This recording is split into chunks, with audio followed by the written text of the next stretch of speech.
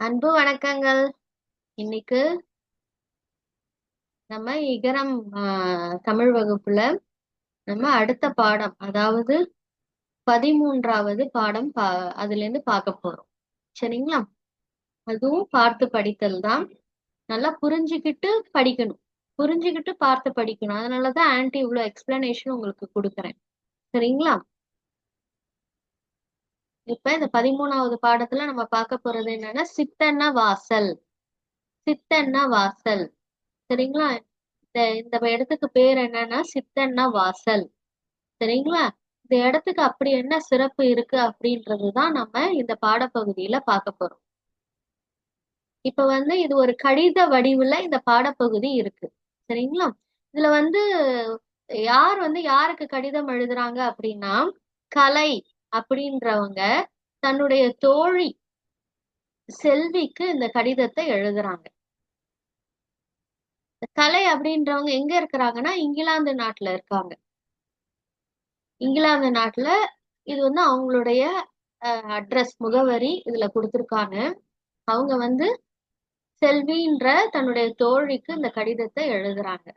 என்ன எழுதுறாங்க அப்படின்னா, அதாவது நான் என்னோட குடும்பத்தோட தமிழ்நாட்டுக்கு போயிருந்தேன். சரிங்களா? இங்கிலாந்துல இருந்து எங்க வந்திருக்காங்க? தமிழ்நாட்டுக்கு போயிருக்காங்க. அங்க எந்த இடத்த பார்த்திருக்காங்க? இந்த சித்தன்ன வாசல் அப்படின்ற இடத்த அவங்க குடும்பத்தோட போய் பார்த்திருக்காங்க. அந்த சித்தன்ன வாசல் எதுக்கு ரொம்ப சிறப்பு அப்படின்னா, குகை ஓவியங்கள். சரிங்களா? இதுல பாத்தீங்கன்னா ஒரு பெரிய குகை தெரியும். இதெல்லாம் வாசல் கட்டியிருக்காங்க பாருங்க. உள்ள போனா பெரிய குகை. அதுக்குள்ள என்ன பண்ணிருக்காங்கன்னா நிறைய ஓவியங்கள், நிறைய அந்த டிராயிங் சொல்லுவாங்க இல்லையா, அதெல்லாம் என்ன பண்ணிருக்காங்கன்னா வரைஞ்சிருக்காங்க. அந்த காலத்துல வாழ்ந்தவங்க அந்த குகைக்குள்ள நிறைய ஓவியங்கள் வரைஞ்சிருக்காங்க. சரிங்களா? அதுதான் சிறப்பு, இந்த இடத்தோட சிறப்பு. இந்த சிறப்பை இன்னும் நல்லா நான் விவரிச்சு உன்கிட்ட கூற விரும்புறேன் இந்த இந்த கடிதத்தின் மூலமா அப்படின்னு சொல்றாங்க. இந்த சித்தன்னவாசல் நுழைவாயில எப்படி இருந்துச்சுன்னா ரொம்ப அழகா இருந்துச்சாம். பாருங்களேன், நீங்களே பாருங்க, இது எப்படி இருக்கு, வித்தியாசமா இருக்கு இல்லையா? இந்த மாதிரி இடம் நீங்க பார்த்திருக்க மாட்டீங்க. பார்க்கும்போது ஒரு மாதிரி வித்தியாசமா அழகா இருக்கு. அடுத்தது என்ன சொல்றாங்கன்னா, அங்க ஒரு செதுக்கப்பட்ட பாதை இருந்துச்சு. இதுதான், இது மலைதான், தெரியுதுங்களா? பாறை. இந்த பாறையில செதுக்கி செதுக்கி இந்த படிக்கட்டுகள் உருவாக்கியிருக்காங்க. இதுலதான் அவங்க என்ன பண்ணாங்கன்னா ஏறி அந்த குகை ஓவியங்களை பாக்குறதுக்கு உள்ள போறாங்க. அடுத்தது என்ன சொல்றாங்க அப்படின்னா, இந்த பாறையை கொடைஞ்சி குகை போன்ற அமைப்பை உருவாக்கி அது உள்ள என்ன பண்ணிருக்காங்கன்னா ஒரு கோவில், கோவில் மாதிரியே என்ன பண்ணிருக்காங்க, ஒரு அமைப்பு உருவாக்கியிருக்காங்க. இந்த பாறை தான் இது எல்லாமே. அதை குடைஞ்சு குடைஞ்சு குடைஞ்சு என்ன பண்ணிருக்காங்க, குகை மாதிரி ஒரு ஷேப், அந்த வடிவத்துக்கு கொண்டு அதுவே கோயிலா உருவாக்கியிருக்காங்க. அந்த கோயில் உள்ள போனோம்னு வச்சுக்கோங்களேன், என்னென்ன இருக்கு அப்படின்னா, அதாவது இந்த கோயிலோட மேல் பகுதியில ஓவியம் ஒண்ணு இருக்கு. அதுல என்ன மாதிரி ஓவியம் இருக்குன்னா, குளம், தாமரை மலர்கள், தாமரை மொட்டுக்கள், அதெல்லாம் இருக்கு. அது மட்டும் இல்ல, அந்த குளத்துல ஆண்கள், பெண்கள், அன்னப்பறவை இருக்கு இல்லையா, அது, மீன்கள், இதெல்லாமே நீந்தி விளையாடிட்டு இருக்கு. இந்த காட்சியெல்லாம் ஓவியமா வரைஞ்சிருக்காங்க அப்படின்றாங்க. சரிங்களா? இதுதான் அந்த ஓவியம். இங்க பாத்தீங்கன்னா இந்த ஓவியம், இது ஒரு குளம். சரிங்களா? இதெல்லாம் குளம். இந்த குளத்துல தாமரை மொட்டு, தாமரை, தெளிவா இல்ல, கொஞ்சம் அந்த ஓவியம் கொஞ்சம் செதஞ்சு போயிருக்கு. சரிங்களா? இப்ப இதுல சில ஆண்கள், இந்த ஆண்கள்லாம் நீந்தி விளையாடுறாங்கன்னு சொன்னாங்க இல்லையா, அதுக்கு ஒரு உருவம் காட்டுறாங்க பாருங்க. இந்த இந்த ஓவியம் ஒரு உதாரணம், அந்த குகையில இருக்கக்கூடிய ஒரு ஓவியத்துக்கு உதாரணம். அதை இங்க கொடுத்திருக்காங்க. இந்த கு இந்த இந்த குகை இந்த இந்த குகை, அதாவது பாறையை கொடைஞ்சு அந்த குகைய போன்ற அமைப்பு உருவாக்கி கோயில் உருவாக்கி இருக்கிறதுனால இதுக்கு குடைவரை கோவில் அப்படின்னு பேரு. குடைவரை கோயில்னா என்னன்னாக்கா, அந்த பாறையை கொடைஞ்சு அதுக்குள்ள கோயில் உருவாக்கி இருப்பாங்க. அதுக்கு பேரு குடைவரை கோயில். இப்ப அந்த கோயில்ல இன்னும் என்ன மாதிரியான விஷயங்கள் அந்த குடைவரை கோவில்ல அப்படின்னு பாத்தீங்கன்னா, இடப்பக்க தூண்ல நடனம் ஆடக்கூடிய பெண், அந்த நடனம் டான்ஸ். சரிங்களா? இந்த நடனம் ஆடக்கூடிய ஒரு பெண்ணோட ஓவியம் ஒண்ணு இருக்கு. தூண்னா என்னது, பில்லர். அந்த கோயில் உள்ள போனோடனே இடது பக்கத்துல ஒரு பெரிய பில்லர் இருக்கு. அதுல ஒரு பெண் நடனம் ஆடுற மாதிரி ஒரு ஓவியம் வச்சிருக்காங்க. அந்த ஓவியத்துக்கு உபயோகப்படுத்தப்பட்ட வண்ணங்கள் என்னென்ன அப்படின்னா, வண்ணங்கள்னா என்னது? கலர்ஸ். இப்பல்லாம் நம்ம என்ன பண்றோம்? அந்த கெமிக்கல்ஸ் கலந்தா அந்த நிறைய கலர்ஸ்லாம் நமக்கு கிடைக்குது இல்லையா? அதெல்லாம் தான் நம்ம வாங்கி நம்ம பெயிண்டிங்லாம் பண்றோம். அந்த கலர்ஸ்லாம் யூஸ் பண்ணி தான். ஆனா அந்த காலத்துல பாத்தீங்கன்னா, இந்த மாதிரி கலர்ஸ்லாம் வந்து எங்கேயுமே விக்காது. அவங்க வந்து அவங்களே அந்த வண்ணங்கள உருவாக்கியிருப்பாங்க. எப்படி உருவாக்குனாங்க அப்படின்னா, எந்த கெமிக்கலும் இல்லாம, இந்த மூலிகை, அதாவது செடிகள்லாம் இருக்கு இல்லையா? செடிகள்ல கிடைக்கக்கூடிய அந்த இலைகள், இலைகள்லாம் என்ன நிறத்துல இருக்கும்? பச்சை நிறத்துல இருக்கும். அப்புறம் விதவிதமான பூக்கள். பூக்கள்லாம் இருக்கு இல்லையா? நெறைய பூக்கள் ஒவ்வொன்னும் ஒவ்வொரு மாதிரியான வண்ணங்கள்ல இருக்கும் இல்லையா? அந்த பூக்கள்ல இருந்து கிடைக்கக்கூடிய வண்ணங்கள், அதெல்லாம் பயன்படுத்தி தான் என்ன பண்ணியிருக்காங்க? அந்த ஓவியங்களுக்கு வண்ணம் தீட்டியிருக்காங்க. சரிங்களா? அந்த காலத்துல வந்து இந்த மாதிரி கெமிக்கல் யூஸ் பண்ணிலாம் பெயிண்டிங் கிடையாது. எவ்வளவு அருமையான விஷயம் இல்ல? வெறும் அந்த செடி, செடியில இருந்து கிடைக்கக்கூடிய பூக்கள் இத வச்சுதான் வண்ணம் தீட்டியிருக்காங்க. அதனால அது ரொம்ப அருமையான ஒரு ஓவியமா இருந்திருக்கும். இப்ப நம்ம பார்க்குற ஓவியத்துல இருந்து மிக வித்தியாசமா இருக்கும். அதனால உங்களுக்கு எல்லாம் நேரம் கிடைச்சதுன்னா கண்டிப்பா போய் அந்த ஓவியத்த பாருங்க. அந்த சித்தன்னவாசல் போய் கண்டிப்பா பாருங்க. சரிங்களா? இத வந்து நான் ரொம்ப கண்டு மகிழ்ச்சி அடைஞ்சேன். நீனும் வந்து இத காணறதுக்கு ரொம்ப விரும்புவா அப்படின்னு சொல்லிட்டு உன்னோட கடிதத்தை எதிர்பார்த்துட்டு இருக்கேன் அப்படின்னு சொல்லி இந்த கலை அப்படின்றவங்க செல்வி அப்படின்ற தன்னுடைய தோழிக்கு இந்த கடிதத்தை எழுதுறாங்க. இந்த செல்வி எங்க இருக்காங்க அப்படின்னா அவங்க வந்து கனடா நாட்டுல இருக்காங்க. சரிங்களா? கலைன்றவங்க எங்க இருக்காங்க? கலைன்றவங்க இங்கிலாந்து நாட்டுல இருந்து செல்வி அப்படின்ற தன்னோட தோழி, கனடா நாட்டுல இருக்க தன்னோட தோழிக்கு இந்த கடிதத்தை எழுதுறாங்க. இப்ப நீங்க புரிஞ்சிருப்பீங்கன்னு நினைக்கிறேன். இதை அப்படியே நீங்க பார்த்து வாசிச்சு ரெக்கார்ட் பண்ணி அனுப்புங்க ஒரு தனி வாய்ஸா. அடுத்த பாடம் வந்து பறை இசை கருவி. 14வது பாடம் பறை இசை கருவி. இதுதான் அந்த பறை இசை கருவி. இது வந்து ஒரு கற்பனை கதை, கற்பனை ஒரு உரையாடலாம் இங்க செஞ்சு இது பண்ணியிருக்காங்க. என்னன்னா, ஒரு பையன் வந்து ஒரு அதாவது ஒரு மியூசியம் போறாங்க. என்ன மியூசியம்னா என்னது? அருங்காட்சியகம். அங்க போகும்பொழுது அந்த பறை இசை கருவி இருக்கு இல்லையா? இதுதான் அந்த பறை இசை கருவி. இது வந்து அந்த பையனோட உரையாடுற மாதிரி ஒரு கற்பனையில ஒரு உரையாடல் பகுதி இங்க உருவாக்கியிருக்காங்க. சரிங்களா? அந்த பையனோட பேர் என்ன அப்படின்னா ஆல்வின். அவனுக்கு இந்த மாதிரி இசைக்கருவி அருங்காட்சியகம். இசைக்கருவி அருங்காட்சியகம்னா இசைக்கருவினா என்னது? Musical instrument. அது இருக்கக்கூடிய அருங்காட்சியகம், அந்த மியூசியம், அதுக்கு போகணும்னு அவனுக்கு ரொம்ப நாளா ஆசை. அன்னைக்கு அவங்க அம்மா என்ன பண்றாங்க? நான் கூட்டிட்டு போறேன் அப்படின்னு சொன்ன உடனே அவங்க வந்து அந்த அருங்காட்சியகத்துக்கு போறாங்க. சரிங்களா? இதுக்கு முன்னாடி அந்த பையன் இந்த அருங்காட்சியகத்தை எங்கதான் பார்த்திருக்காங்க அப்படின்னா கணினி, அதாவது கம்ப்யூட்டர்ல அந்த கூகுள் சர்ச் எல்லாம் போட்டு பார்த்திருக்காங்க. ஆனா நேரடியா இன்னைக்குதான் போய் பார்க்க போறாங்க. அங்க உள்ள போறாங்க. போன உடனே நிறைய இசைக்கருவிகள், அதாவது மியூசிக்கல் இன்ஸ்ட்ருமெண்ட்ஸ் இருக்கு. அதை பார்த்த உடனே அவனுக்கு ரொம்ப சந்தோஷம் ஆயிடுது. அதுல சில கருவிகள் வந்து தோல்னால செய்யப்பட்டிருக்கு. தோல்னா என்னன்னாக்கா ஸ்கின், அதாவது அனிமல்ஸ் எல்லாம் இருக்கு இல்லையா? விலங்குகள், அதோடைய தோலை எடுத்து அதுல வந்து கருவிகள்ல ஒட்டி அந்த கருவிகள்ல ஒலி எழுப்புவாங்க. சரிங்களா? அந்த மாதிரி சில கருவிகள் இருந்துச்சு. அதுல ஒரு கருவியை போய் அந்த பையன் தட்டுறான். தட்டின உடனே யார் நீ அப்படின்னு குரல் வருது. யார் பேசுறாங்கன்னு பார்த்தா அந்த கருவி தான் பேசுது. சரிங்களா? அது வந்து ஒரு கற்பனையா அது சொல்றாங்க. இந்த ஆல்வின் போயிட்டு அந்த இசைக்கருவி கூட பேசுறாங்க. என்னோட பெயர் ஆல்வின், உன்னோட பெயர் என்னன்னு கேட்கும்போது அந்த இசைக்கருவி சொல்லுது, என்னோட பெயர் வந்து பறை, எனக்கு தப்பு அப்படின்னு சொல்லுவாங்க அப்படின்னு சொல்லுது. உனக்கு வந்து இசைக்கருவினா பிடிக்குமா அப்படின்னு கேக்குது. உடனே ஆல்வின் சொல்றாங்க, எனக்கு ரொம்ப பிடிக்கும். நீ எந்த நாட்டோட இசைக்கருவி அப்படின்னு கேக்குறாங்க. உடனே பறை சொல்லுது, நான் தமிழ்நாட்டோட இசைக்கருவி அப்படின்றாங்க. உடனே ஆல்வின் கேக்குறாங்க, உனக்கு ஏன் பறைன்னு பேர் வந்துச்சு? பறை அப்படின்னு பேர் வந்துச்சு அப்படின்னு கேக்குறாங்க. அதுக்கு அந்த பறை சொல்லுது, அதாவது பறை அப்படின்னா பறைத்தல். சரிங்களா? பறை அப்படின்னா என்ன? பறைத்தல். பறைத்தல்னா என்னன்னா சொல்றது, சொல்லுதல். சரிங்களா? பறைத்தல்னா சொல்லுதல். சரிங்களா? சொல்லுதல் இல்லைன்னா கூறுதல் அப்படின்னு ஒரு அர்த்தம்.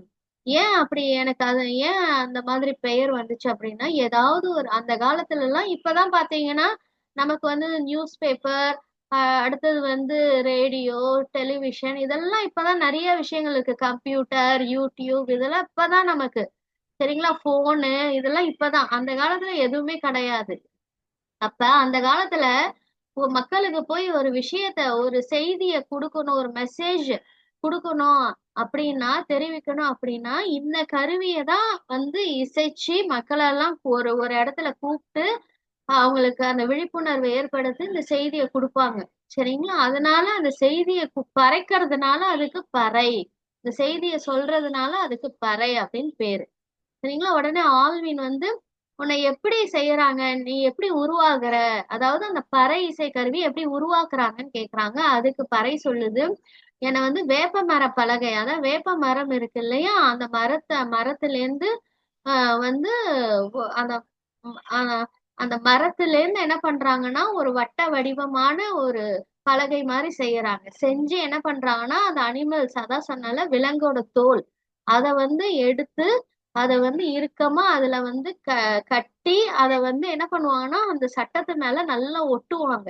அதுக்கு என்ன ஒட்டுறதுக்கு என்ன பசை யூஸ் பண்றாங்கன்னா புளியங்கொட்டை, அதான் பசைன்னா என்னது கம். அந்த கம் என்ன யூஸ் பண்றாங்கன்னா புளியங்கொட்டை, புளியங்கொட்டையில இருந்து ஒரு கம் தயாரிக்கிறாங்க அந்த பசை. அதை வச்சு அந்த மரப்பலகையில வந்து இந்த தோலை வந்து நல்லா கட்டி அதை ஒட்டிடுறாங்க. சரிங்களா? அப்ப டைட்டா அப்படியே பிக்ஸ் ஆயிடும் அது. சரி, எப்படி ஒலி எழுப்புவாங்கன்னு ஆல்வின் கேக்குறாங்க. அதுக்கு பறை சொல்லுது, ரெண்டு குச்சி வந்து யூஸ் பண்ணுவாங்க அந்த பறையை இசைக்கிறதுக்கு. ஒண்ணு வந்து பேர் என்னன்னா சிம்பு குச்சி, இன்னொரு குச்சி என்னன்னா பூவரசன் குச்சி. சாரி, அடிக்குச்சி. ஒண்ணு வந்து சிம்பு குச்சி, இன்னொன்னு வந்து அடிக்குச்சி. சிம்பு குச்சி, இந்த குச்சியை எப்படி உருவாக்குறாங்க அப்படின்னா மூங்கில், அதான் பேம்பு இருக்கு இல்லையா, அதால செய்யறாங்க. அடுத்தது அடிக்குச்சி, அடிக்குச்சி எதால உருவாக்குறாங்க அப்படின்னா பூவரசன் குச்சி, அதான் பூவரச மரம். சரிங்களா? பூவரச மரம்னு ஒண்ணு இருக்கு, அதுல இருந்து அந்த குச்சிய வந்து அடிக்குச்சிய தயாரிக்கிறாங்க. சிம்பு குச்சி அடிக்குச்சி இதுக்கு என்ன வித்தியாசம் அப்படின்னா, சிம்பு குச்சியை வந்து எப்படி உபயோகிப்பாங்க அப்படின்னா இடது கையால உபயோகிப்பாங்க. அடிக்குச்சி என்ன பண்ணுவாங்கன்னா வலது கையால உபயோகிப்பாங்க. சிம்பு குச்சி பாத்தீங்கன்னா நல்லா நீளமா தட்டையா இருக்குமா, ஆனா அடிக்குச்சி எப்படி இருக்கும்னா, அதாவது குட்டையா இருக்கும் அடிக்குச்சி, ஆனா ரொம்ப தடிமனா இருக்கும். இந்த ரெண்டு குச்சியும் மாறி மாறி அடிச்சு அடிச்சுதான் என்ன பண்ணுவாங்க, அந்த தோல் மேல அடிச்சு அடிச்சு அந்த ஒலியை எழுப்புவாங்க. அடுத்தது வந்து எப்பெல்லாம் உன்னை வந்து இசைப்பாங்க அப்படின்னு ஆல்வின் கேக்குறாங்க. அதுக்கு வந்து பறை சொல்லுது, அந்த காலத்துல எல்லாம் வந்து விலங்குகள் அதிகமா ஊருக்குள்ளே வரும், அனிமல்ஸ்லாம். அதை விரட்டுறதுக்கு இதை அடிச்சா அது பயந்துகிட்டு ஓடிடும், அதனால அதை விரட்டுறதுக்கு பயன்படுத்துவாங்க. இப்பயும் பாத்தீங்கன்னா யானையெல்லாம் ஊருக்குள்ள வரும் பொழுது இதை நல்லா வேகமா அடிப்பாங்க. அடிச்ச உடனே அந்த யானை பயந்துகிட்டு போயிடும். சரிங்களா? அப்புறம் வந்து இந்த அரசாங்கம்லாம் இருக்கு இல்லையா, அந்த காலத்துல அரசர்கள் இருந்தாங்க, அப்புறம் அரசாங்கம் வந்துச்சு, இந்த கவர்மெண்ட் இருக்கு இல்லையா, அவங்க சில விஷயங்கள்லாம் மக்களுக்கு தெரிவிக்கணும் பொழுது ஊர் ஊரா போய் இதை அடிச்சு மக்களை கூட்டி அந்த விஷயத்த சொல்லுவாங்க. அடுத்தது திருவிழா, திருவிழாலையும் இதை பயன்படுத்துவாங்க. சரிங்க, சாமி வரும்பொழுது அந்த மாதிரிலாம் பயன்படுத்துவாங்க. அடுத்தது யாராவது இறந்துட்டாங்க அப்படின்னா அந்த விஷயத்த போய் மற்ற ஊர்ல உள்ள ஜனங்களுக்கு சொல்லணும்னா இதை பயன்படுத்துவாங்க. இந்த மாதிரியான விஷயங்களுக்கெல்லாம் இந்த பறை இசை கருவியை பயன்படுத்துவாங்க அப்படின்ட்டு அந்த பறை சொல்லுது. சரி, உன்னை அடிக்கும் பொழுது அதிகமா சத்தம் வருமா அப்படின்னு ஆல்வின் கேக்குறாங்க. அதுக்கு பறை சொல்லுது, வந்து என்னை அடிக்கும் போது அதிகமா சத்தம் வரும், நான் என்னை அடிக்கும் பொழுது சில பேர் வந்து அந்த சத்தத்துல ஆடவே ஆரம்பிச்சிருவாங்க, டான்ஸ் ஆடவே ஆரம்பிச்சிருவாங்களாம், அந்த மாதிரி அந்த ஒலி இருக்கும் அப்படின்னு சொல்லுது. சரி, ஆல்வின் சொல்றாங்க, உன்னை வந்து எனக்கு ரொம்ப பிடிச்சிருக்கு, நான் உன்னை இசைக்கலாமா, வாசிக்கலாமான்னு கேட்கும் பொழுது அந்த பறை சொல்லுது, அது முறையா நீங்க வந்து ஒரு ஆசிரியர் கிட்ட போய் கத்துக்கிட்டு தான் அதை இசைக்கணும் அப்படின்னு சொல்றாங்க. ஆசைக்காக ஆல்வின் என்ன பண்றாங்க, தட்டி தட்டி டம் டம்னு ஒரு சத்தத்தை உருவாக்கி சந்தோஷம் அடைகிறாங்க. இதுதான் அந்த பறை இசைன்ற பாடப்பகுதி. உங்க புரிஞ்சிருக்கும்னு நினைக்கிறேன். நீங்க அப்படியே வாசிச்சு ரெக்கார்ட் பண்ணி அனுப்புங்க. அடுத்தது வந்து பாடம் 17, தமிழர் விருந்தோம்பல். விருந்தோம்பல் அப்படின்னா என்ன அர்த்தம்னா, நம்ம வீட்டுக்கு வர ஒரு விருந்தினர், கெஸ்ட் இருக்காங்க இல்லையா, அவங்கள வந்து என்ன பண்ணணும்னா மகிழ்ச்சியோட ஆஹ் அதாவது அந்த அந்த விருந்தை வந்து போற்றணும். நம்ம போற்றணும்னா என்ன பண்ணணும்னா அவங்களுக்கு மரியாதை கொடுத்து அவங்கள உபசரிக்கணும். சரிங்களா? அதுதான் வந்து விருந்தோம்பல். நம்ம தமிழ்நாட்டுல தமிழர்கள் எந்த மாதிரி அந்த விருந்தினர்களை போற்றி உபசரிச்சாங்க அப்படின்றது சொல்றதுதான் இந்த பாடப்பகுதி. இப்ப வந்து நம்ம இங்க என்ன சொல்றாங்கன்னா விருந்தோம்பல் அப்படின்னா அதுல என்னென்ன விஷயங்கள் நம்ம பண்ணணும் அப்படின்னா முதல்ல வீட்டுக்கு வர விருந்தினரை வரவேற்கணும். எப்படி வரவேற்கணும்? மகிழ்ச்சியா சந்தோஷமா வரவேற்கணும். சரிங்களா? அடுத்தது வந்தவங்க கிட்ட இனிமையா பேசணும். அவங்கள ஒரு இடத்துல உட்கார வச்சுட்டு நீங்க மாட்டுக்கு போய் ஒரு வேலைய பார்க்க கூடாது. அவங்க கிட்ட என்ன பண்ணணும்? மகிழ்ச்சியா இனிமையா உட்கார்ந்து பேசணும். அடுத்தது என்ன பண்ணணும்? வீட்டுக்கு வந்திருக்காங்க இல்லையா? அதனால நிச்சயமா அவங்கள சாப்பிட வச்சுதான் அனுப்பணும். இந்த மாதிரி செயல்கள் எல்லாம் சேர்ந்ததுதான் என்னது விருந்தோம்பல் அப்படின்னு சொல்றாங்க. சரி, விருந்தோம்பல் அப்படின்றது நாடுக்கு நாடு வேறுபடும். ஆனா நம்மளுடைய நாட்டுல வந்து அந்த விருந்தோம்பல்ன்றது மத்த நாடை கம்பேர் பண்ணும் பொழுது ஒப்பிடும் பொழுது ரொம்ப சிறப்பானது அப்படின்றாங்க. விருந்தோம்பல் நம்ம திருவள்ளுவர் தாத்தா கூட சொல்லியிருக்காங்க. என்னன்னா ஒரு அனிச்ச மலரை வச்சு சொல்லியிருக்காங்க. அதாவது நம்ம வந்து சில சமயம் நம்ம வந்து முகத்துல வேறுபாடு காட்டணும்னா, அதாவது மகிழ்ச்சி இல்லாம ஏன்டா இப்ப வந்தாங்க இந்த விருந்தினர் நம்ம வீட்டுக்கு அந்த மாதிரி நினைச்சு நம்ம முகத்துல அதை வெளிப்படுத்திட்டோம்னா வந்த விருந்தினர்கள் ரொம்ப வாடி போயிடுவாங்களாம். ஒரு அனிச்ச மலர் இருக்குன்னா அது மோந்தாலே என்ன ஆயிடுமா? அது வாடிடுமா. அந்த மாதிரி அவங்க வந்து ரொம்ப வாடிடுவாங்க. மலர் போல மென்மையானவங்க விருந்தினர்கள்லாம். அதனால அவங்கள ரொம்ப அவங்க மனம் வாடாதபடி அவங்கள மகிழ்ச்சியா உபசரிச்சு அனுப்பணும். இத வந்து யார் ரொம்ப உணர்ந்திருக்காங்க அப்படின்னா தமிழர்கள். அதனால அவங்களுடைய விருந்தோம்பல் மிக சிறப்பானது அப்படின்றாங்க. அவங்க விருந்தினர் வந்த உடனே நம்ம என்ன பண்ணணும்? இந்த விஷயங்கள்லாம் நீங்க கத்துக்கணும் செல்லக்குட்டீஸ். வந்த உடனே என்ன பண்ணணும்? முதல்ல குடிக்க தண்ணி தரணும். உங்க வீட்டுக்கு இனிமேல் யார் வந்தாலும் முதல்ல அவங்கள சந்தோஷமா வந்து வாங்க அங்கிள், வாங்க ஆன்ட்டி அப்படின்னு கூப்பிட்டு என்ன பண்ணணும் நீங்க? சரிங்களா? அவங்களுக்கு உடனே என்ன பண்ணணும்? அவங்கள உட்கார வச்சு உள்ள போய் தண்ணி எடுத்துட்டு வந்து நீங்க குடுக்கணும். அதுக்கப்புறம் என்ன பண்ணணும் அப்படின்னா, கொஞ்ச நேரம் பேசிட்டு, அப்புறம் சாப்பிட கூப்பிட்டு, வாழை இலையில தான் விருந்தோம்பல் பண்ணணும். இங்க பாத்தீங்கன்னா பாருங்களேன், வாழை இலை. சரிங்களா? அந்த வாழை இலை எப்படி போட்டிருக்காங்க பாருங்க. அதாவது உங்களுடைய வலது பக்க கை இருக்கு இல்லையா? அந்த பக்கம் இந்த வாழை இலையோட விரிஞ்ச பகுதி வரணும். வாழை இலையோட விரிஞ்ச பகுதி எங்க இருக்கணும்? உங்களுடைய வலப்பக்க கை பக்கமா இருக்கணும். இப்படிதான் நீங்க வாழை இலைய பயன்படுத்தணும். இதையும் நீங்க கத்துக்கணும். அதுக்கப்புறம் வாழை இலைய போட்டுட்டு அதுல என்னென்ன வைக்கணும்? இடப்பக்கத்துல இருந்து வச்சுக்கிட்டு வரணும். இடப்பக்கம்னா இதோ பாருங்க. இந்த பக்கத்துல இருந்து நீங்க வந்து என்ன வச்சுட்டு வரணும்? அது இந்த இந்த இதுதான் அவங்களோட இடப்பக்கம். என்ன வச்சுட்டு வரணும் பாருங்க.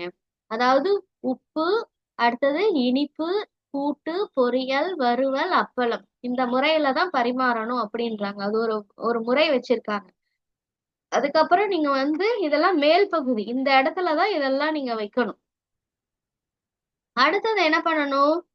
சோறு, அதாவது இந்த சாதம் இருக்கு இல்லையா? அரிசி சாதம் போட்டு ஃபர்ஸ்ட் முதல்ல என்ன பண்ணணும்? பருப்பு, அது மேல நெய் விடணும். அவங்க சாப்பிட்ட பிறகு அடுத்தது குழம்பு, அது சாப்பிட்ட பிறகு ரசம், ரசம் சாப்பிட்ட பிறகு பாயாசம் சாப்பிடணும். அதுக்கப்புறம் தான் மோர்.